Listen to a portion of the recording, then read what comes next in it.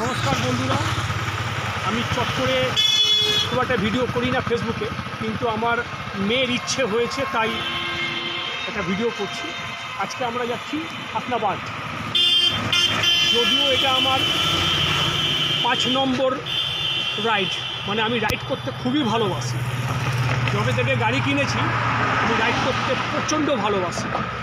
সেই জন্য যেখানে যাই আমার এই পক্ষীরাজ, এর নাম দিয়েছি পক্ষীরাজ, একে সঙ্গে করে নিয়ে যাই। আর 3 বার গেছি হাসনাবাদ, 2 বার গেছি দীঘা এই পক্ষীরাজে করে।